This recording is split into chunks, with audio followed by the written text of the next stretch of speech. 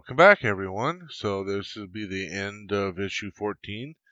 So this will be our bonus video for that. And we're going to be talking about the Circuitry Bay and Visitor's Guide to Naboo.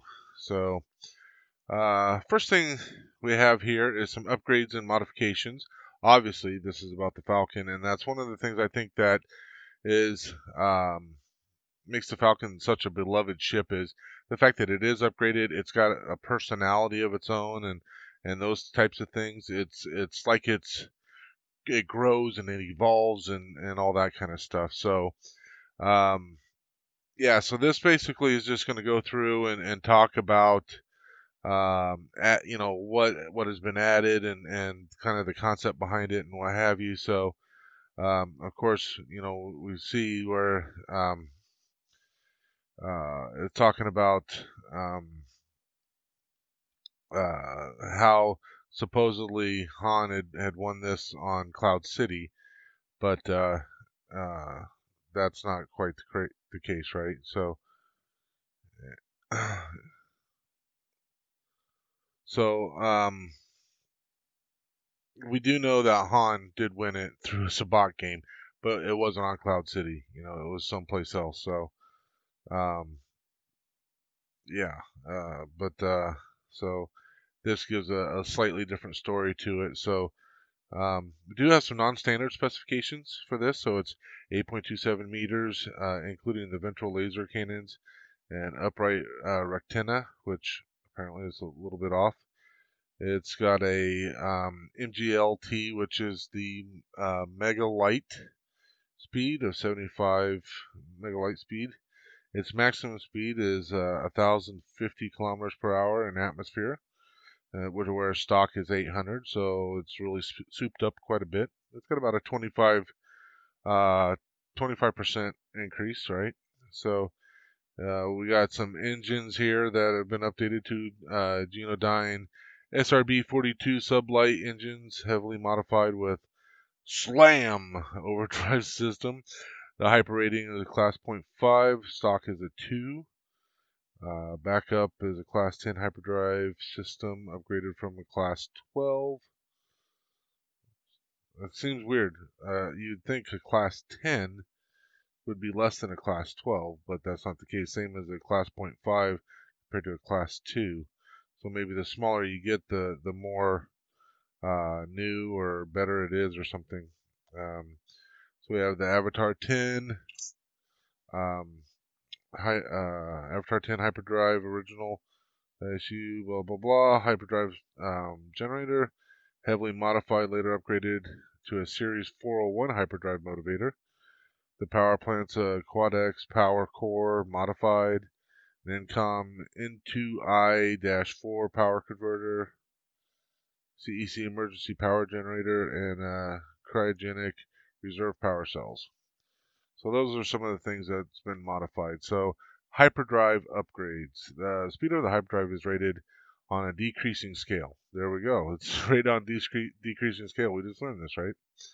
The faster it is, the lower the rating. By the end of the Clone Wars, most military starships had Class 2 or 3 hyperdrives, but by the time the Rebellion, this had increased to Class 1 or Class 2. Freighters generally had a Class 3 or 4, while civilian ships were usually Class 5 or above.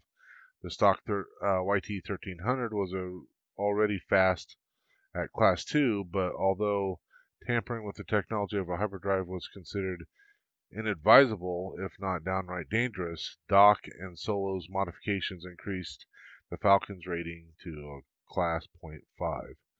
So, they talk about somebody named Doc that helped him with doing a lot of the modifications, but um, we obviously don't know if that's the case or not. So, um, yeah, so uh, it's just going to go through and talk about some of these things, and some of this I don't really want to get into too much because I mean we do know that it's upgraded, right?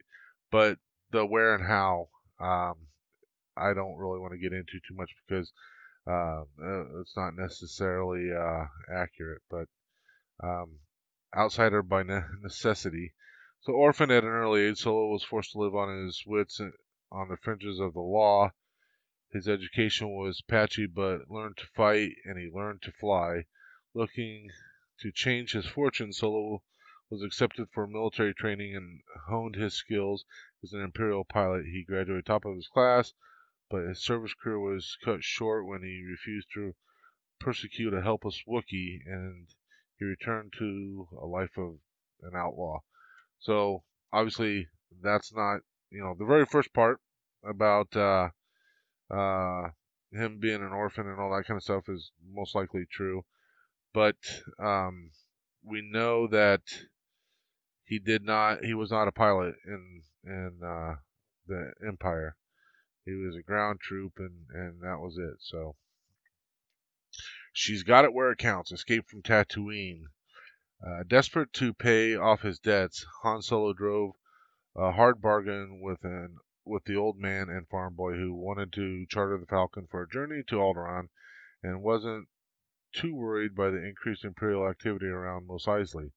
Solo was stung by the boy's reaction to the prize ship, but there was no time to argue, and the arrival of a band of stormtroopers forced a quick takeoff. The approach of three Imperial capital ships with laser cannons blazing proved that Solo's passengers were even more valuable cargo than he suspected. But he knew that what Skywalker called a piece of junk had the capability to outrun them once he could make the jump to hyperspace. So we actually learned that because of the fact that he has a class .5, and more than likely, the Empire's ships would only have, let's say, a class 1, maybe at best, maybe a 2. So yeah, so it's definitely faster than those. This here is very interesting because this is actually going to talk about. This does go in and talks about how the history has changed. So um, much of the Millennium Falcon's backstory was developed by the Han Solo trilogies, and they were written during 97, 98. So fairly recently in reality. So in particular, Rebel Dawn was the one that really kind of laid out the Millennium Falcon and that kind of stuff. The release of the three Star Wars prequel films shortly afterwards meant that that a few of the plot details were no longer accurate, so explanations were devised to cover these points. So basically, what was in the books had gotten changed because of what was in the prequels. Probably a little bit about how the Clone Wars started and all that kind of stuff, right? So, um, however, during 2014, basically after Disney bought Star Wars and Lucasfilm, um, they announced that they're going to do cartoons and movies, and meant that all other material prior to that that wasn't movies or the cartoons um, has been classified as legend. So that's why I talk about a lot of time the legend stuff and all that kind of stuff. Those that have read a lot of the older books, you guys are probably pretty big fans of a lot of the old extended universe stuff, but yeah, it's unfortunately doesn't count. The good thing is they are pulling some stuff in from it, but there's a lot of stuff they haven't pulled in yet. Visitors in Naboo make landfall on the surface, but this green and pleasant planet is really two worlds in one, with a human population and colonies above ground, and native Gungan species largely living underwater. So, if we've watched, stuff about, or watch the Phantom Menace, we know about Naboo, right? So it's in the mid-rim. It's in the Chomel sector, but the Naboo system. The sun is there's one sun, and it's called Naboo. Its orbital position is third from the sun.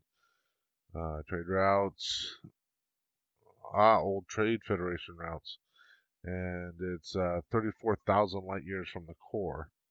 It's about the size of Earth. We know that the Earth is right around 12,000 some odd kilometers in diameter, and it's got a similar atmosphere, um, standard gravity, rolling grass plains, swamps, forests, hills, mountains, all the stuff that we've seen in the movies and that kind of stuff. It is 85% water, whereas Earth, I think, is somewhere around 75% water. So that's pretty interesting. Plasma is a rare, valued commodity. Theed's plasma refinery complex below was built to draw vast quantities of plasma from the planet's core for use by the Naboo or sail-off world. It is housed in a large triple-domed structure constructed on the cliff face next to the royal palace. Um, Plasma, which is so important to the history of and development of Naboo, is one of the four fundamental states of matter. The other three, which are more familiar in the everyday world, are solid, liquid, and gas. But plasma has properties that are unlike any of them. Plasma is a loose material of positive and negatively charged particles and is the most abundant form of matter in the galaxy, filling the intergalactic regions in a rarefied form and also being naturally produced in stars. Plasma is created when a gas is ionized at high temperature or subjected to a strong energy or electromagnetic field, such as can be applied with a laser. It can be used as a source of energy, as the native inhabitants and settlers on Naboo discovered a long time ago. The power source for Gungan technology is a strange viscous plasma material mined in the depths of Naboo's oceans, and is blue-white. And this blue-white energy goo is also the basis of the Gungan weaponry, as well as exploiting plasmic energy for their own purposes. The human population also began developing an export market, as plasma is a valuable energy source. This can be used in blasters and other charged weapons, such as disruptors. So anybody that's ever seen a plasma torch, plasma is a real thing, obviously, but never realized that Naboo had a thing with the whole plasma stuff going on. That's kind of cool. So the architecture, we're talking about the behind the scenes. Naboo first appeared in Episode 1, although in 2004 a scene showing the celebration of the Emperor's defeat and death was retrospectively added to the DVD special edition version of Return of the Jedi. George Lucas imagined cultured society similar to that of Renaissance Italy, so the sets constructed at Leavesden Film Studios north of London are digitally created digitally were based on real-world architecture and locations. Much of the back lot on Leavesden was turned into Theed Palace below, but the inspiration for this set design came from the opulent Caserta Palace, Lake Como, and the Villa Balbiano in Italy. I know I mispronounced that for sure. All real locations where filming was also carried out.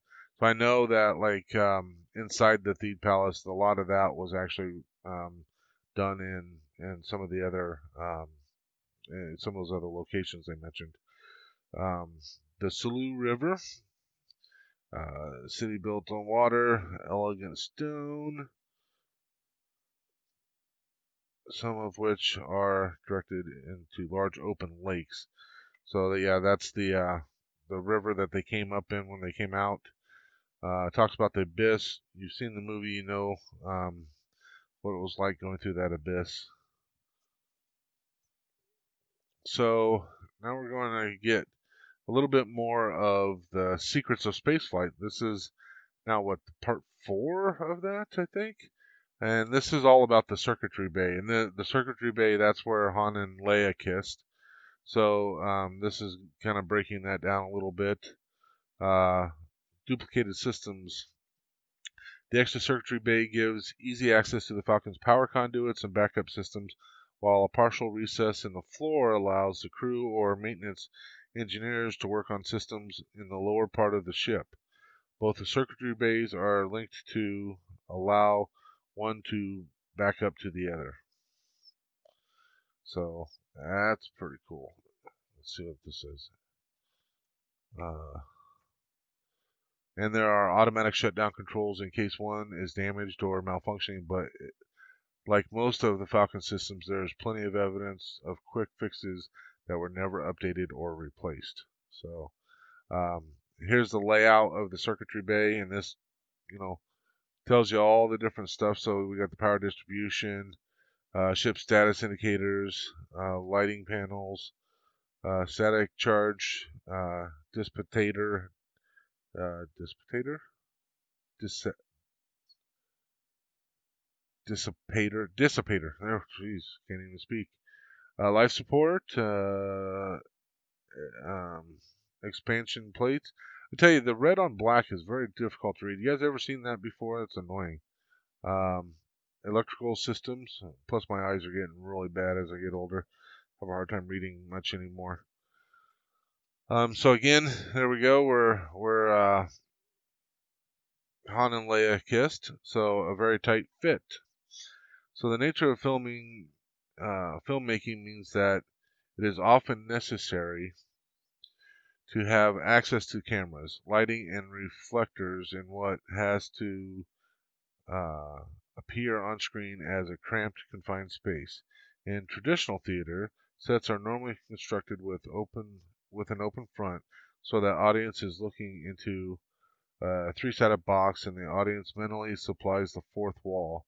In filmmaking, where characters have to move around, it often isn't possible to do this, although sometimes when the action can be covered by edits, parts of the set can be made movable to make it possible to change the camera angle. In The Empire Strikes Back, Leia is seen from outside the circuitry bay working in what appears to be a very confined space, which is all that would fit inside the cramped interior of the Falcon. However, the camera then cuts to shots taken from alongside Leia, where there is supposed to be a solid bulkhead. In the most extreme example in this sequence, the camera is positioned well below the actor's feet in an area below floor level that was constructed to allow Han and Chewbacca to get down under the grating and for R2-D2 to fall into maintenance void. So yeah, just talking about how they kind of trick you and make you think it's a small section, but in reality it's a little bit bigger than what they make it out to be. And then of course design parallels. So this is talking about the doorway, which is very specific to what we did this time. So while the Millennium Falcon's other interior doorways are round and padded to match the internal corridors, the slit door into the circuitry bay, which is an addition to the stock ship, is closely based on the narrow angular cockpit doorway drawn up by the concept artists Nilo Rodis Jamero and Steve Cooper.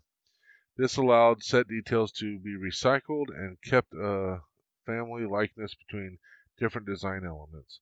So one of this talks about this close-up between the kiss between Han and Leia shows a clear detail of the retracted sliding door on the left of the opening. So you can see here, right there, there's the door. So yeah. And that is the end of the bonus for issue 14. And again, issue 15 we'll be getting these parts here. We get some rings and the pads for them, some more framework, some ribs, screws and plating and all that kind of stuff.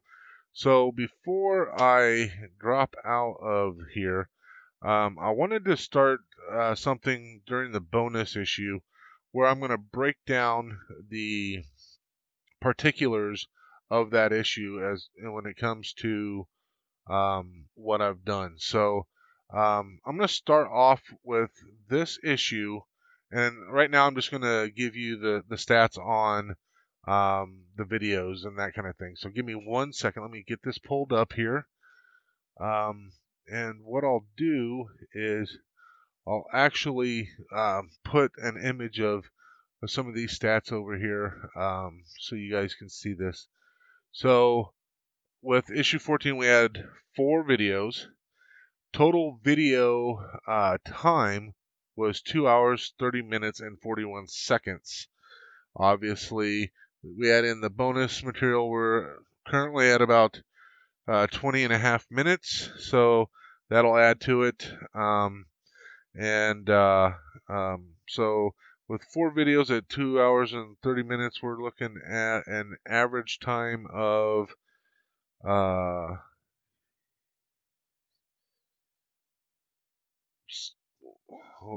let me see, somewhere around I don't know, I'm gonna say probably 50 minutes or so on average. Does that seem right? No, maybe, I don't know. I'll figure it out. But so I'm gonna do kind of a I'm gonna do another video here probably this week. I'm gonna break down all of the details that I have to this point, and we'll break down all the details of each issue and the videos and average times and all that kind of stuff. So maybe you'll find it interesting. I also am going to try to make sure that I get some of the details regarding parts and paints and total time in comparison to just video time and that kind of stuff. The total time is going to be a little hard because I'd have to guesstimate how much time I do off camera and whatnot. That'll be something I'll probably start tracking a little bit better as I go, just to give myself an idea, something I can accurately report to you guys or whatever. I know there was a couple people asking for it, so I thought I would try to share that. Hopefully you'll find it interesting. And looky there, my camera is coming loose in my mount, so that's never good. With that, I'm going to say thank you guys for watching, and I will catch you in the next one. Take care, and may the Force be with you always.